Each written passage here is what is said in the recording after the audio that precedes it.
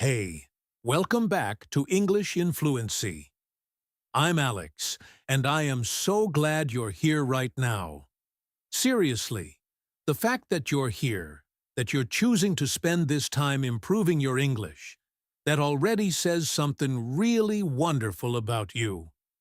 Before we dive into today's lesson, I want to ask you something. Have you ever been in a conversation in English, and someone said something kind to you, something warm and supportive, but you weren't 100% sure what they actually meant? Like, you heard the words, you understood each word individually, but the feeling behind it, the real human meaning, kind of went over your head? You nodded along, maybe you smiled, but inside you were thinking, wait, what exactly did they just say? Was that an apology? Was that advice? Were they just being polite?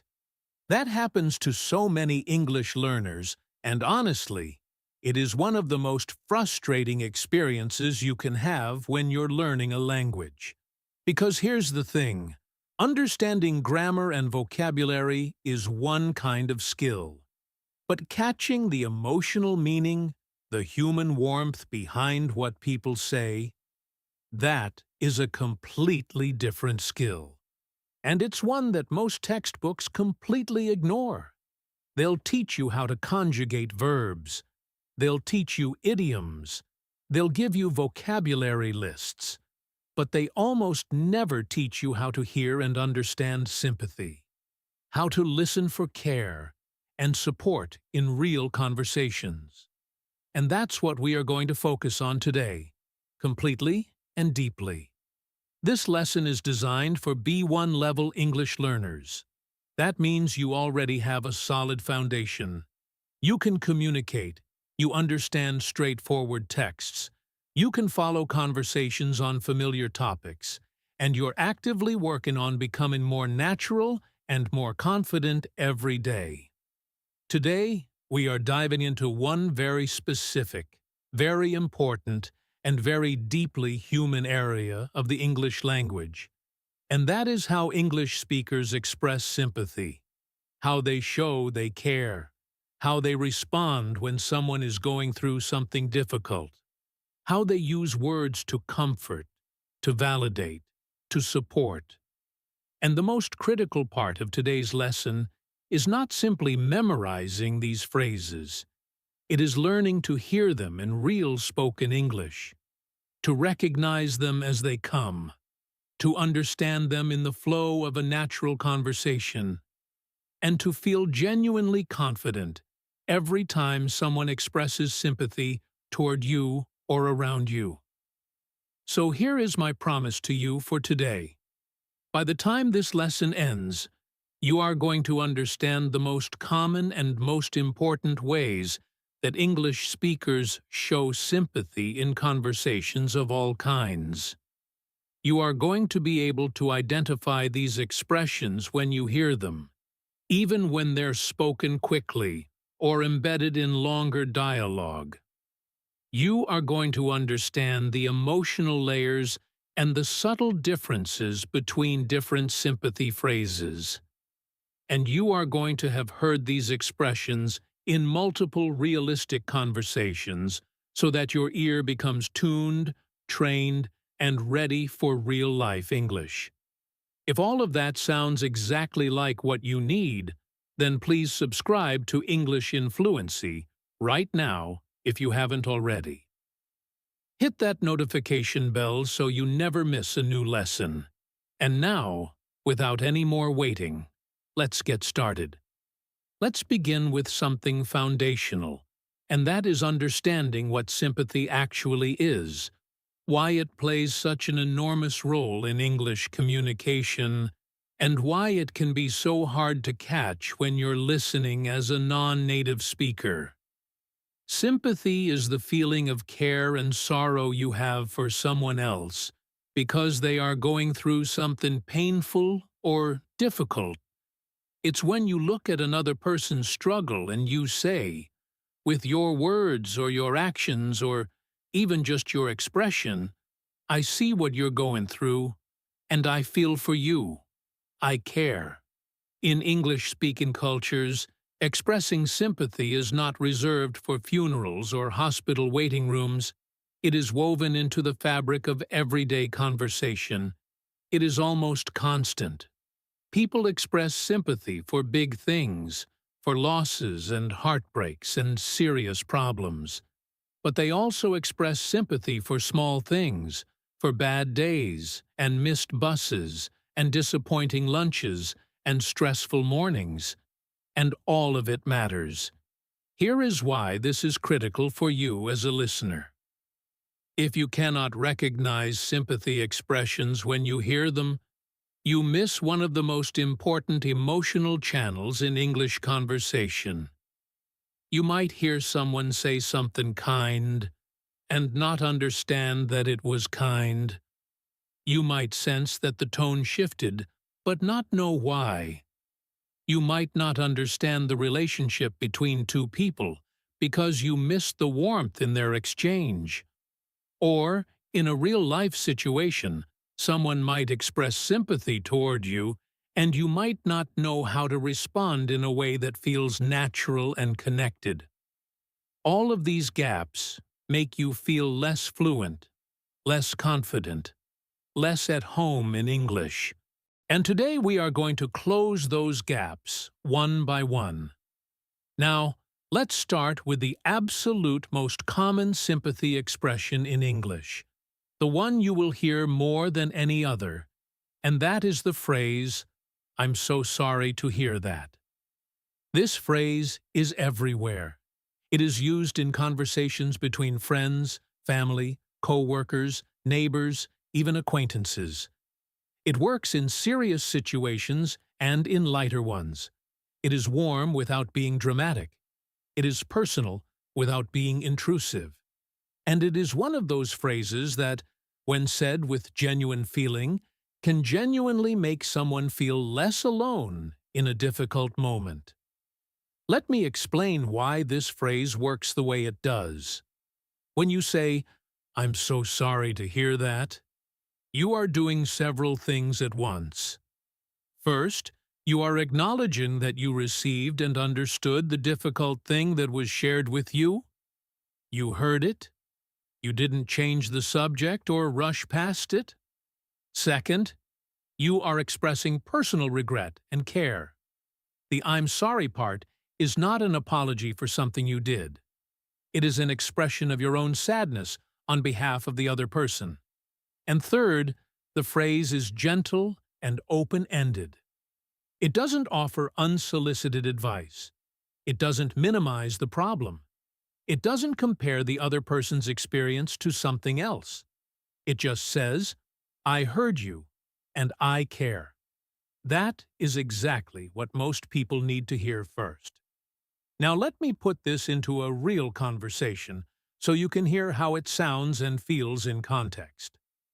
The speakers are two co-workers named Marcus and Diana. They work in the same office building.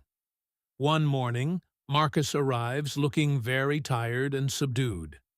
Diana, who sits nearby, notices right away. Diana says warmly, "Good morning, Marcus. Hey, are you okay? You seem a little quiet today." Marcus pauses before answering, like he's deciding whether to share. Then he says, "Yeah, sorry. I just found out last night that my uncle passed away. It was really sudden. We weren't expecting it at all." Diana's whole face changes. She puts down her coffee cup and says gently, "Oh, Marcus, I'm so sorry to hear that. That must be such a shock.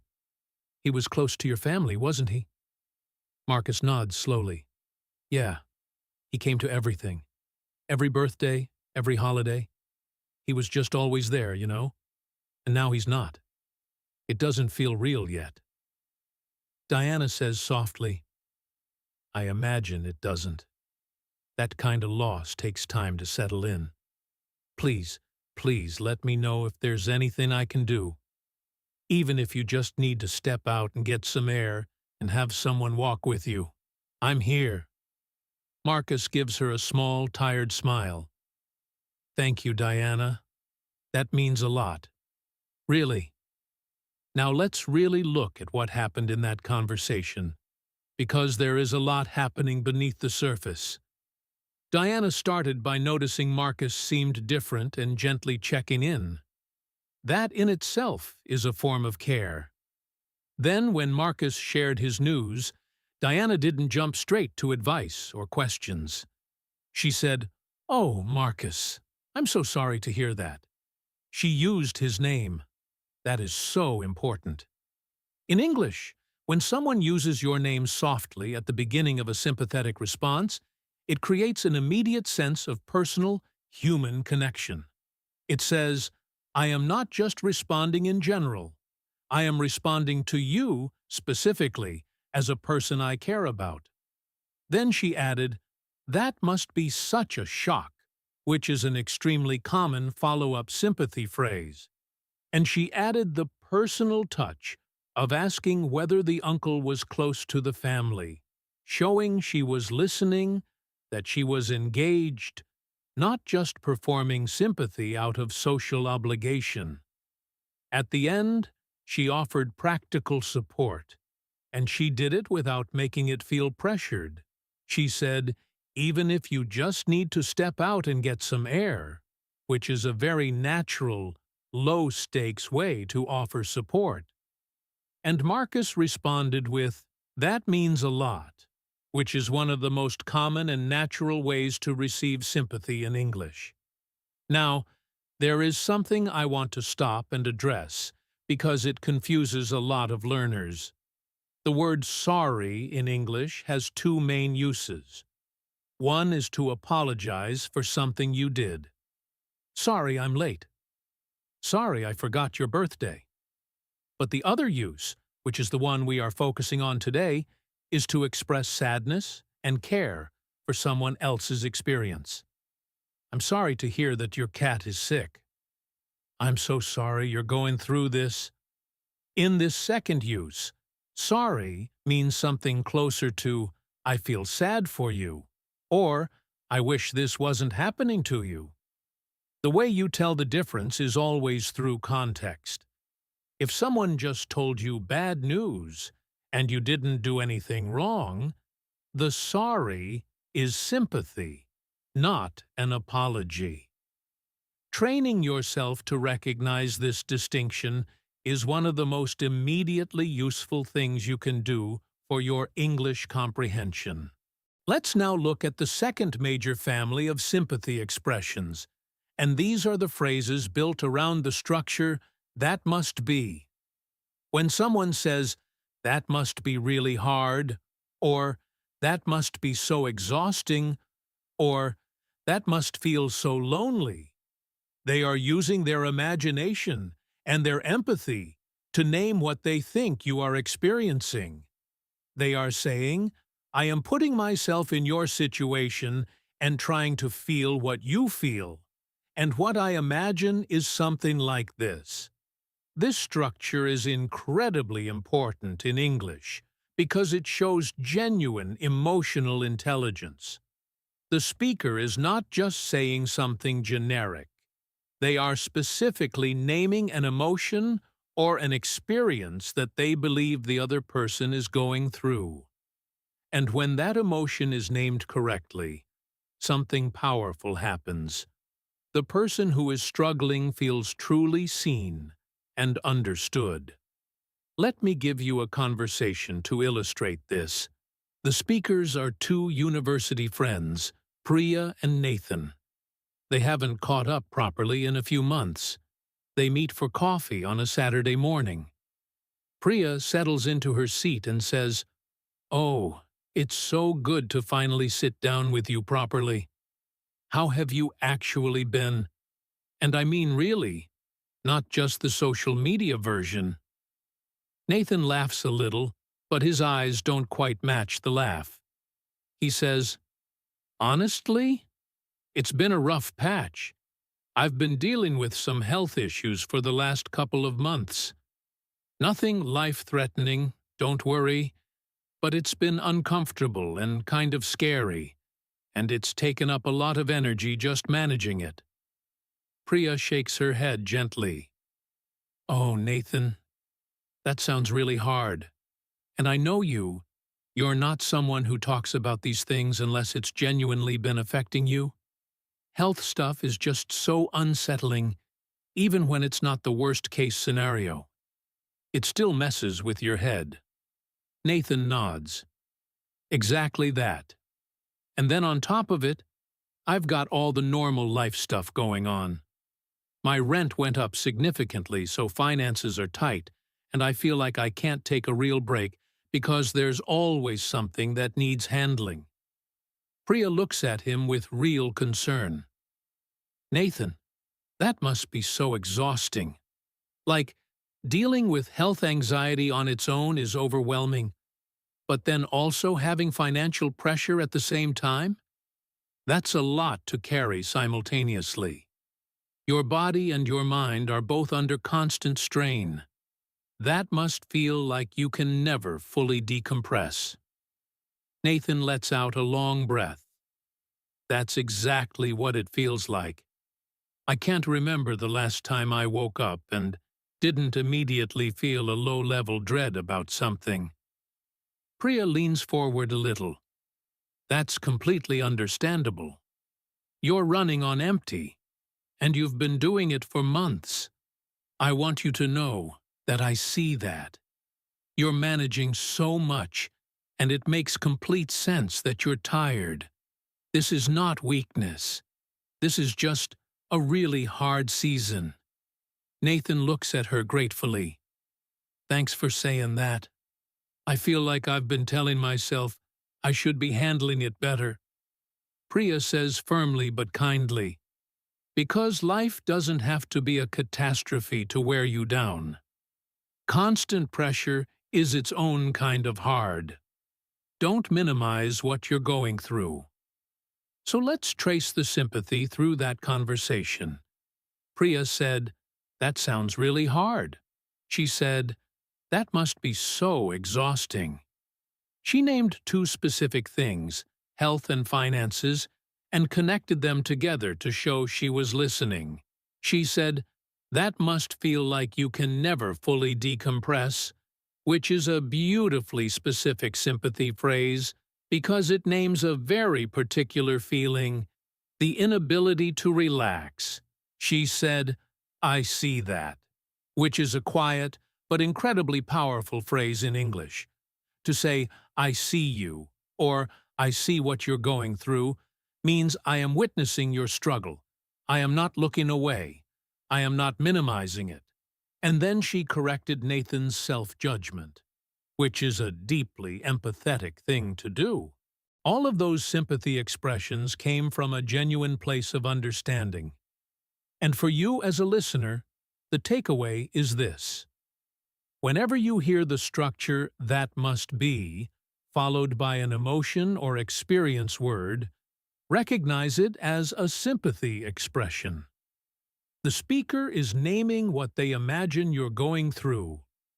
And listen for what word they choose, because the specific word they pick tells you a lot about how closely they were paying attention. Now, let's look at another important group of sympathy phrases, and these are built around the phrase, "I can imagine," and its variants. When someone says, "I can imagine how you feel," or "I can imagine how hard that must be," or "I can only imagine," they are expressing empathy by explicitly naming the effort they're making to understand your experience. It's a phrase that closes distance between people. It says, "I may not be in your exact situation, but I'm trying my best to feel it with you." "I can only imagine" is the strongest version of this phrase. It adds a layer of humility. It acknowledges that the speaker has limits to their understanding, that they cannot fully know what you're going through, but they are trying their absolute best to feel it. This is used most often for experiences that are truly profound, like deep grief, major loss, or a challenge so personal that only the person going through it can fully understand it. Let me give you a beautiful example of this. Think about two neighbors in a small apartment building. Their names are Sophia and Derek. Sophia's mother had a serious fall recently and has been in the hospital.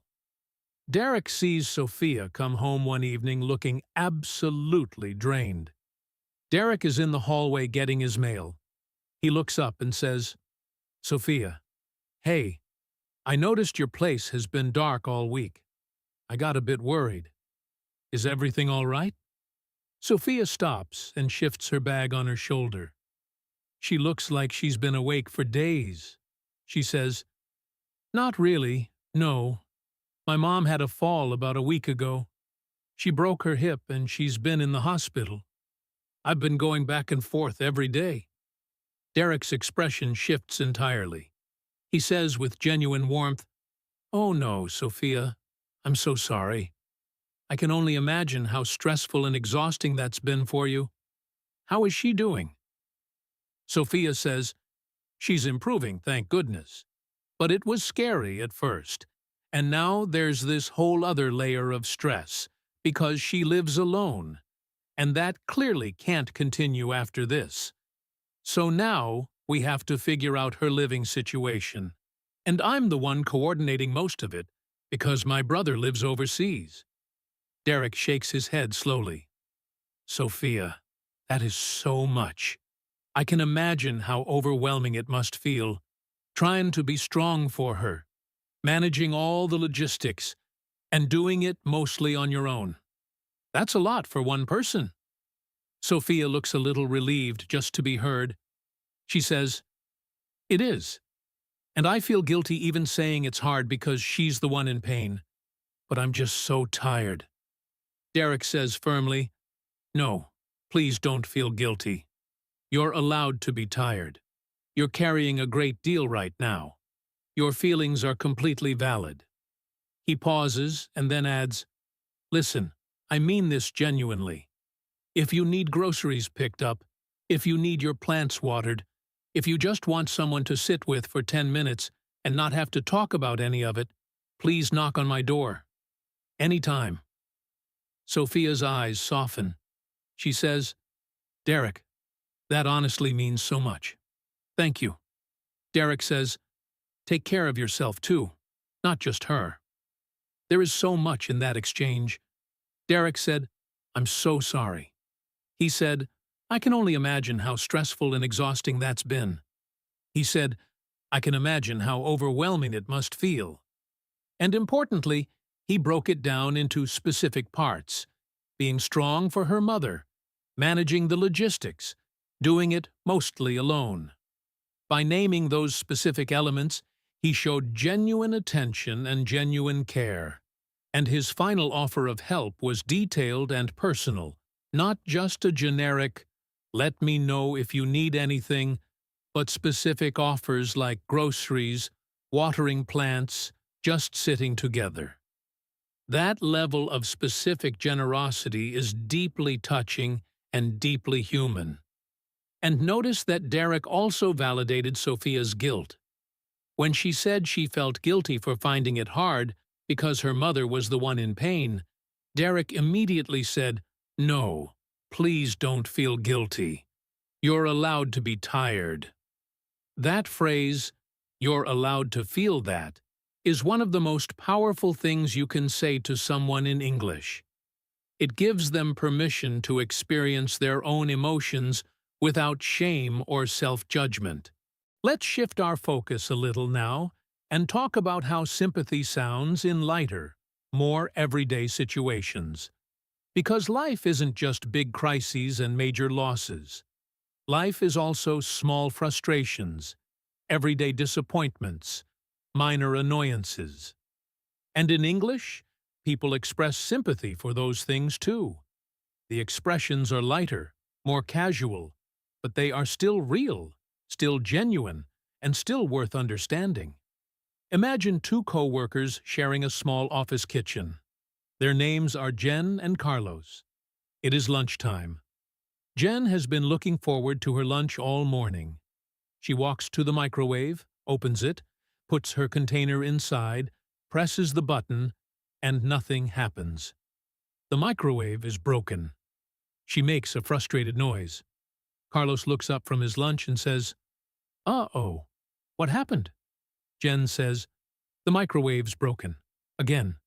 This is the third time this month." Carlos winces sympathetically. "Oh no, that's so annoying. I'm sorry, especially when you've been looking forward to your lunch all morning. That's the worst." Jen laughs despite herself. "It really is. It's such a small thing, but it completely kills the mood." Carlos says, "Totally. Small, annoying things have this unique power to just ruin a moment. It's like you knew exactly what was going to make your day a little better, and then that thing doesn't work." He pauses. "Hey, I have an extra sandwich if you want something while you wait. It's just peanut butter, but it's here." Jen smiles. "Oh my gosh, that is genuinely so sweet. I'm okay. I'll just wait for someone to fix it. But thank you. Truly." Carlos says, "Of course." Now look at what Carlos did there. He said, "Oh no, that's so annoying." He said, "I'm sorry." Not because he caused the problem, but because he felt bad that she was having this frustrating moment. He said, "That's the worst," which is a very casual but very real sympathy expression in English. And then he did something really lovely. He named exactly what made the situation so frustrating, the expectation that something would make her day a little better, and then it not working. He showed empathy not just with words but with genuine understanding. And then he backed it up with a real action, offering his sandwich. That is sympathy made physical and practical. In everyday English conversation, you will hear these casual sympathy phrases constantly. "Oh no, that's awful." "Oh, I hate that for you." "That's the worst." "That's so frustrating." "Ugh, that's so annoying." "I'm so sorry. That's such a pain." These phrases might sound small, but they serve a huge social function. They say, "I am paying attention to your experience. Even the small discomforts of your day matter to me." And for the person on the receiving end, they create a warm sense of being seen, even in ordinary moments.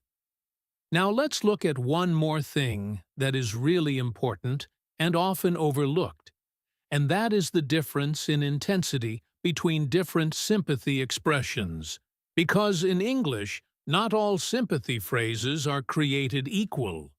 Some are gentle and understated, some are warm and moderate, and some are deep and strong.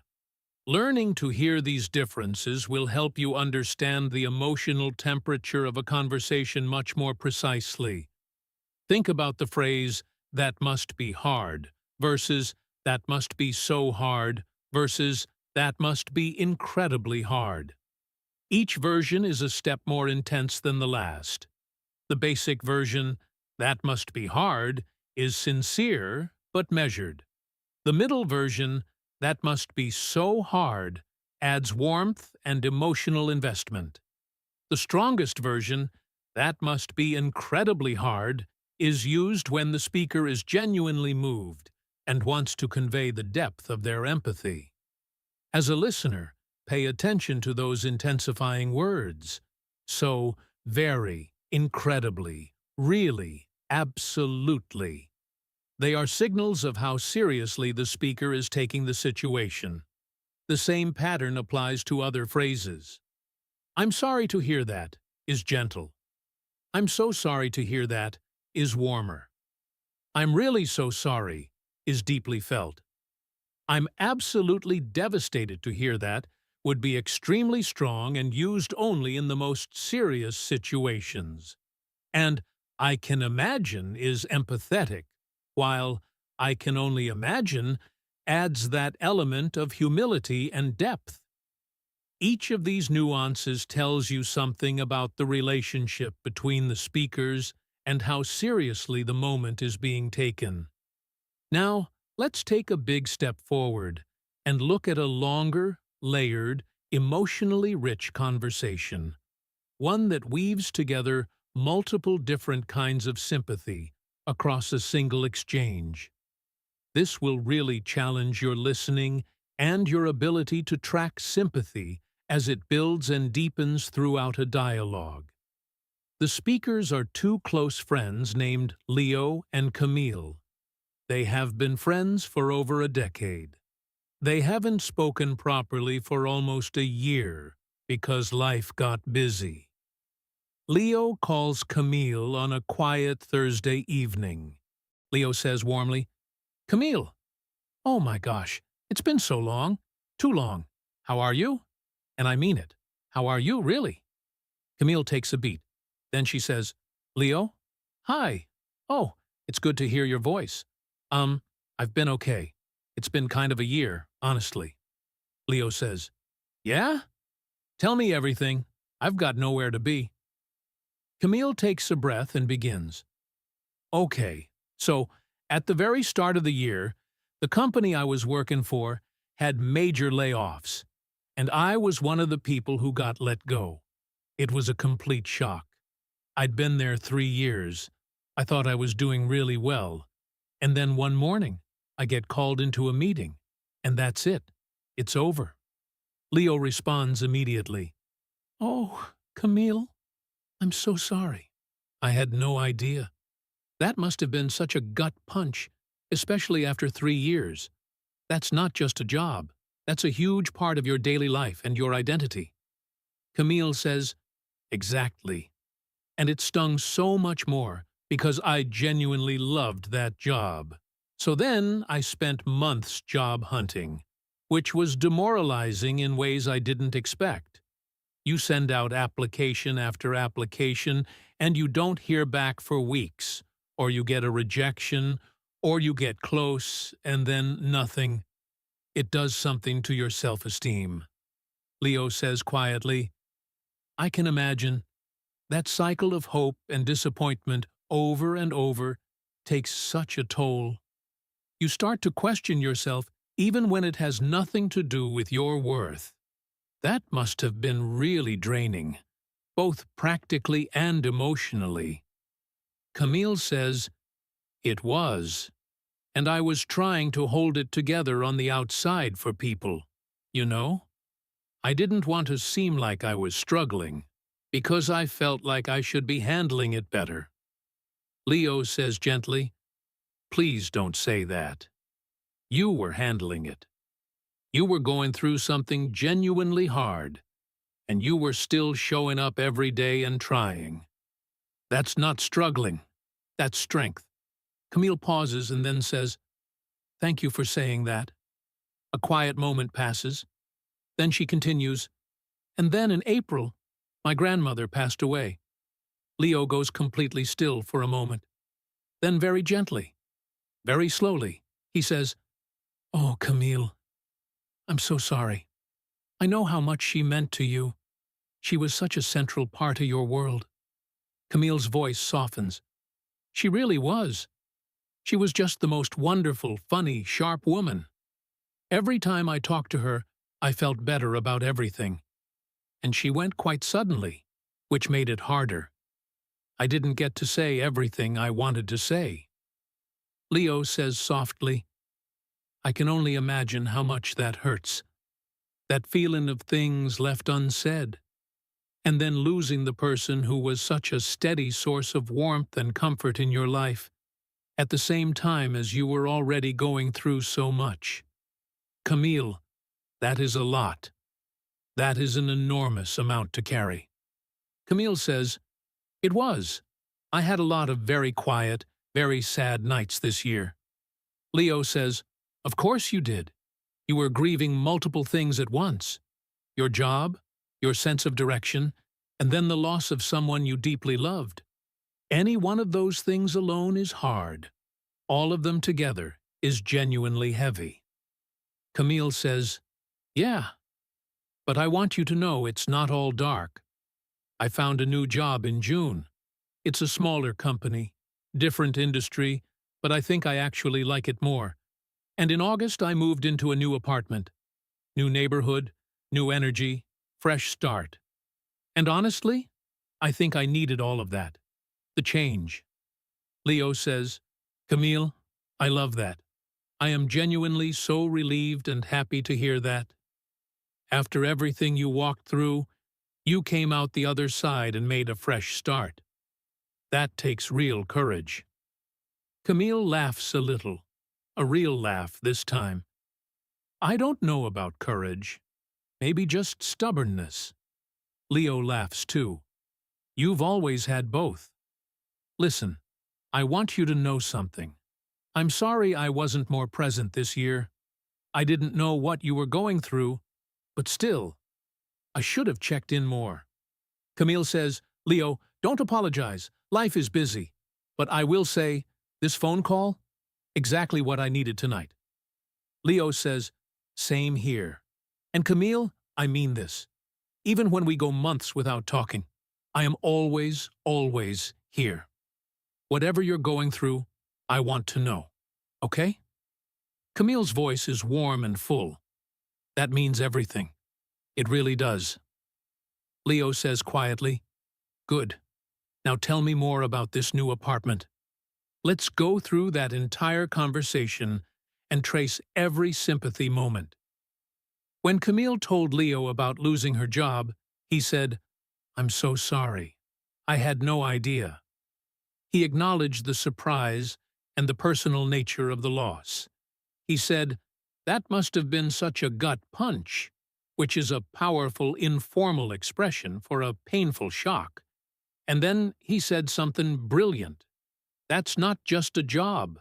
That's a huge part of your daily life and your identity.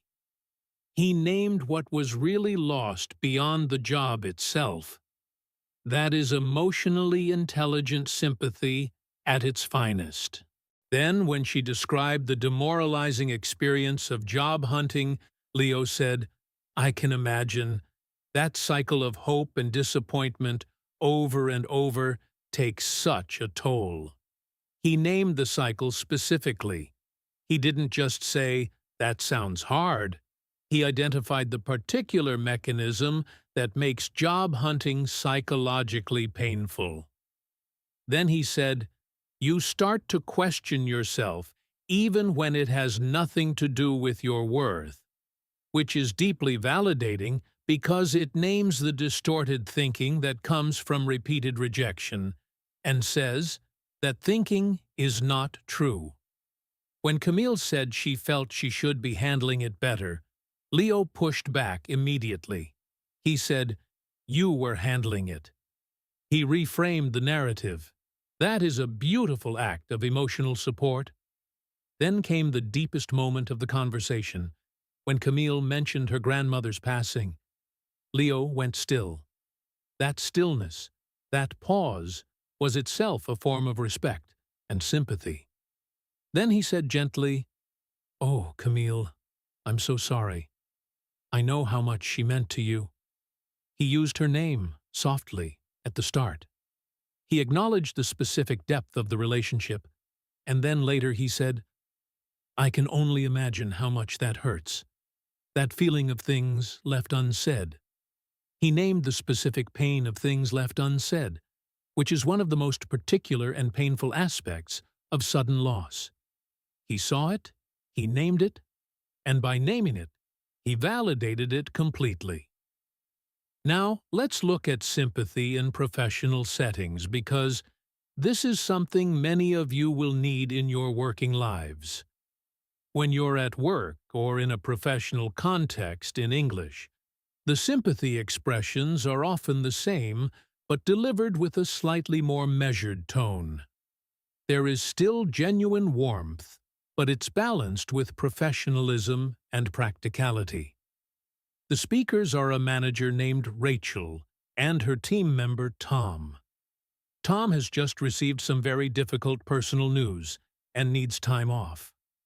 Tom appears at Rachel's office door looking pale. He says, Rachel, I'm really sorry to interrupt. Do you have a moment? Rachel looks up right away. She can see something is wrong. She says, Tom, yes. Come in. Close the door. What's happened?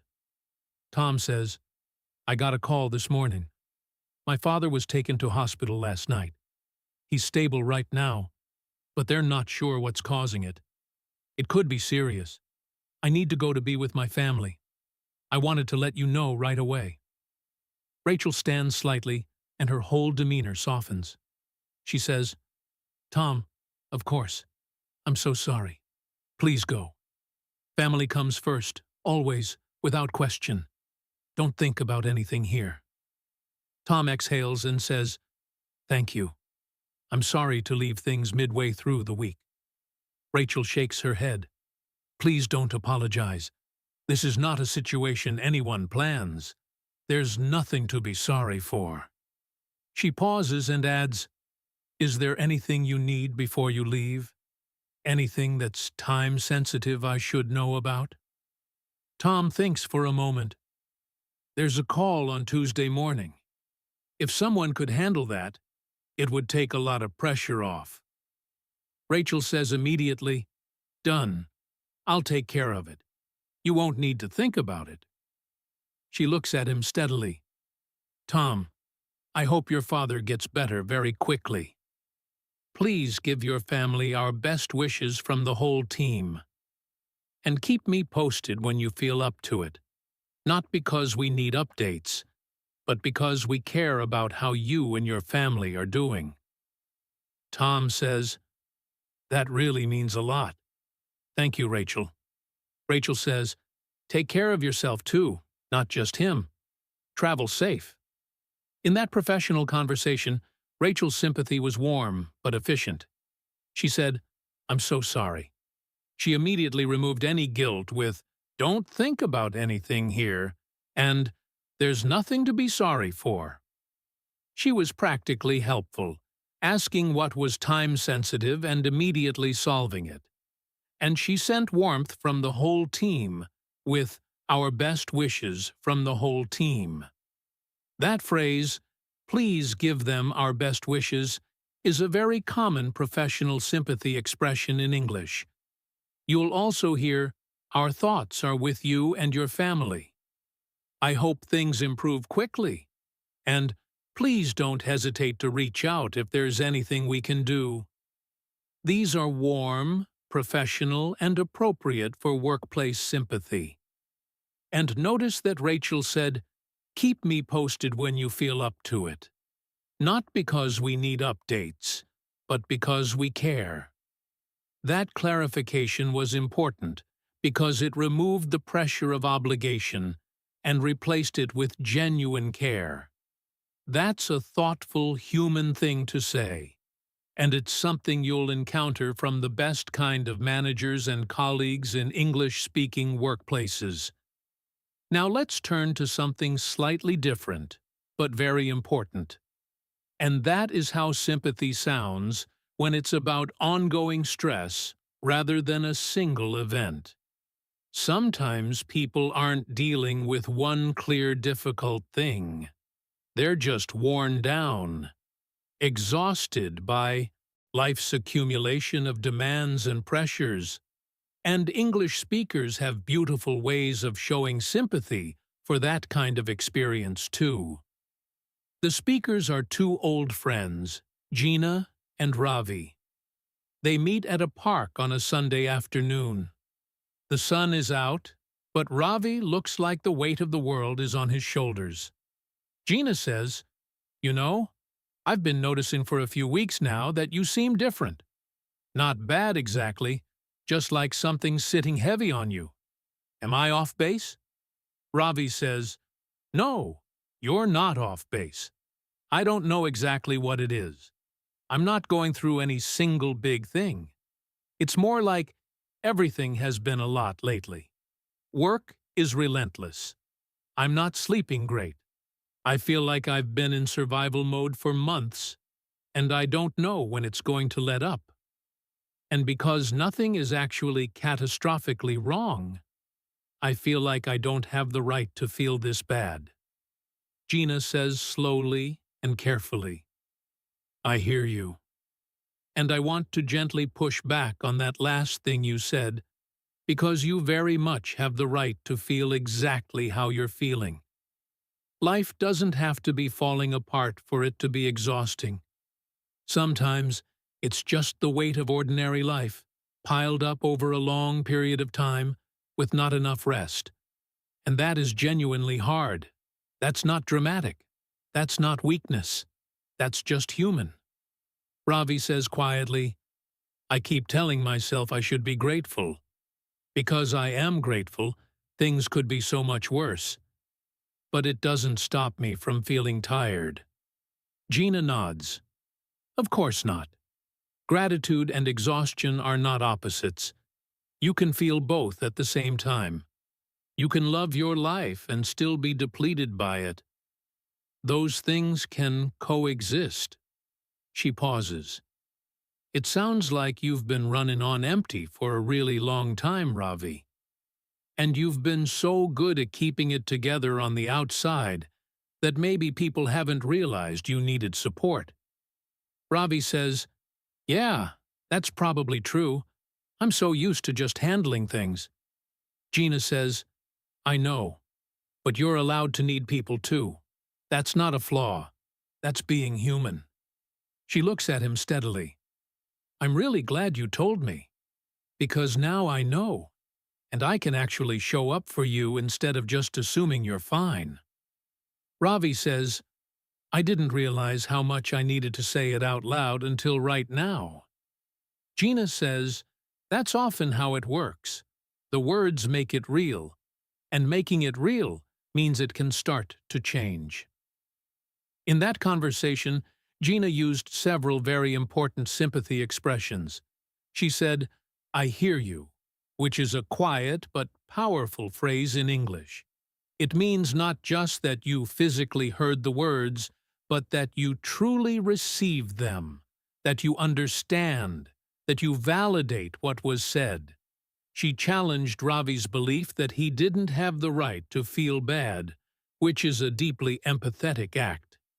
She said, ordinary life piled up over a long period of time with not enough rest, which is a very specific and accurate description of chronic low-level exhaustion, and naming it that specifically made Ravi feel genuinely understood. She said gratitude and exhaustion are not opposites, which is a profound and validating insight. She said, you've been running on empty, which is a common and very visual English idiom for being depleted of energy and resources. And she ended with, now I can show up for you, which is perhaps the most beautiful form of sympathy there is, not just acknowledging someone's struggle, but committing to being present for them. Let's do one final full conversation, and this one I want you to use as a practice piece. Try to identify every sympathy expression as you read it. Then we will go through it together. The speakers are two sisters, Maya and Claudia. Maya is the older sister. Claudia calls her one Tuesday night, late, her voice quiet and a little tight. Claudia says, Hey, Maya. Sorry to call so late. Are you still up? Maya says immediately, Always for you. What's going on? You sound like something's happened. Claudia takes a breath. I don't want to make it into a huge thing, but I got some feedback from my manager today, and it really stung. She basically told me that my work on the last major project wasn't up to standard.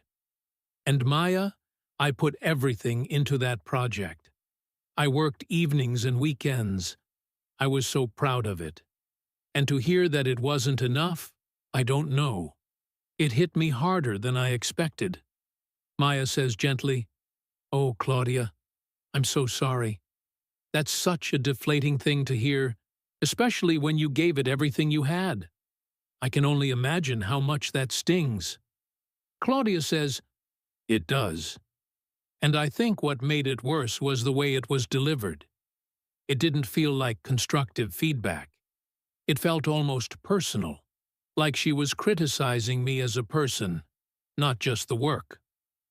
Maya says, that must have felt awful, like your effort was invisible, like no one saw how hard you worked. And then on top of that, to feel like it was personal? That's such a hard place to be, Claudia says quietly. I cried when I got home, which I'm embarrassed about. I know it's just work. Maya says firmly, don't be embarrassed. Not for 1 second. You care about your work. You care about doing it well. Of course it hurts when that feels unrecognized or unfairly judged. Crying doesn't mean you're weak. It means you care. And caring this much about your work is actually something to be proud of. Claudia is quiet for a moment. I didn't think of it that way. Maya says, that's why you called me. She pauses. And you said, it's just work. But I want to gently say, it's not just work. It's your time and your effort and your pride and your sense of competence. That's a lot. That deserves to be taken seriously. Claudia exhales. You're right. I've been telling myself not to care so much. Maya says, you don't have to do that. It's okay to feel this tonight. You don't have to be over it by tomorrow morning. Take the time you need to process it. And then, when you're ready, if you want to talk through what was actually said and what you might do with the feedback, we can do that together. Claudia says softly, thank you, Maya. I feel so much better just having said it all out loud. Maya says, that's what I'm here for. Always. So let's trace all the sympathy in that final conversation. Maya said, I'm so sorry. That's such a deflating thing to hear, using the specific word deflating, which perfectly captures how it feels to work hard towards something and have it come back negatively. She said, especially when you gave it everything you had, which acknowledged the effort personally and specifically. She said, I can only imagine how much that stings, using the strong word stings rather than just hurts. She said, that must have felt awful, like your effort was invisible. That phrase, like your effort was invisible, is extraordinary. It names exactly the specific emotional injury of working hard and having that work dismissed or unseen. Then she said, like no one saw how hard you worked, reinforcing it. Then she challenged Claudia's self-judgment about crying, calling it a sign of caring, which is a beautiful reframe. She said, it's not just work, it's your time and your effort, and your pride, and your sense of competence, making the sympathy more specific and therefore more powerful. And she ended by offering a clear path forward. When you're ready, we can talk through it, which is the perfect balance between emotional support in the moment and practical support when the time is right. Now let's bring all of this together, because you've covered an enormous amount today. And I want to make sure it all stays with you. The most important thing to understand is that sympathy in English is not one phrase, it is a whole language within the language. It has depth and layers and gradations. It can be quiet and subtle or warm and explicit. It can be quick, just a few words in passing, or it can build over the course of a long conversation. But in every case, it is doing the same essential thing. It is saying, I see you, I care. You are not alone in what you're going through. The key phrases you need to know and recognize are these. I'm so sorry to hear that shows genuine care about something difficult that was shared. That must be really hard, or that must be so tough, acknowledges the difficulty of someone's situation by naming it directly. I can imagine, or I can only imagine, shows the speaker is trying to emotionally connect and understand your struggle. That sounds really difficult. is a calm, steady form of empathy. I totally understand, or I completely understand, validates the other person's feelings. I hear you means the speaker is fully listening and deeply validating. What you're feeling is completely valid, or that's completely understandable. Gives the person permission to feel their feelings without shame. Be gentle with yourself, or be easy on yourself, shows deep care and encourages self-compassion. Let me know if there's anything I can do, or I'm here if you need anything, is an offer of support and practical care. And that means a lot, or I really appreciate that, is the natural response to sympathy, the acknowledgement of someone's kindness. These phrases are not random. They are connected.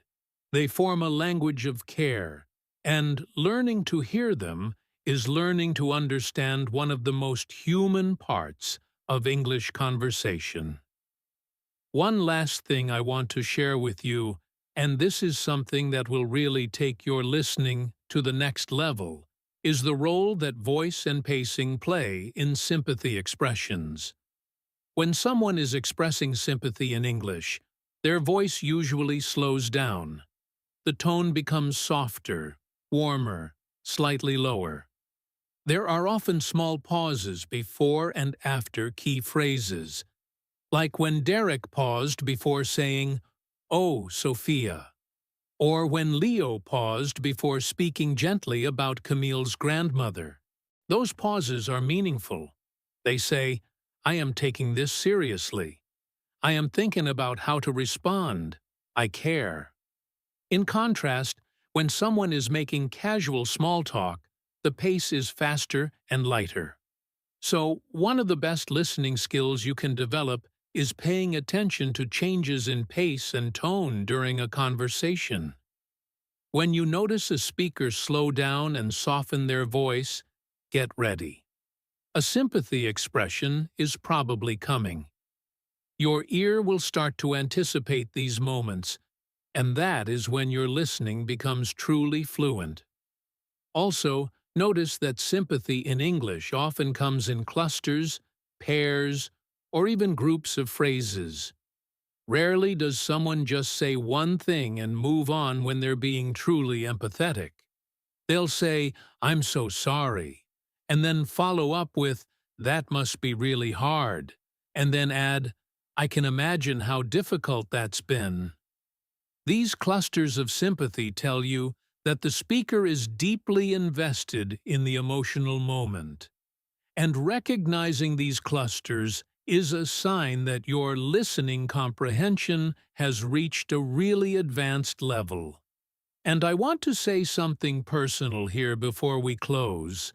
I think one of the most important things about learning a language is that it's not just about communication. It's about connection. When you understand sympathy in English, when you can hear and feel and respond to the care that people express, you become able to form real, deep, human connections with English speakers. You stop being a person who speaks English and start being a person who lives in English, who feels at home in it, who understands not just the words, but the heart behind them. And that is the most beautiful goal any learner can have. Thank you so much for being here today. This was a long lesson, a deep lesson, and you stayed with it from beginning to end. That matters. That takes real dedication. If this video helped you in any way, please hit the like button right now. It really does make a difference in how many learners find this channel and get access to these kinds of lessons. If you're not yet subscribed to English in Fluency, please subscribe today. We put out new lessons every week, all focused on making your English more natural, more fluent, and more deeply confident in real life. I would also love to hear from you. Leave me a comment below. Tell me which sympathy phrase from today's lesson was most new to you. Which one surprised you the most? Which one do you think you'll use or listen for first? I read every single comment, and I would genuinely love to hear where you are in your English journey and what helped you today. I'm Alex. Thank you so much for choosing English in Fluency. Take care of yourself. Be kind to the people around you. And I will see you in the very next lesson. Bye for now.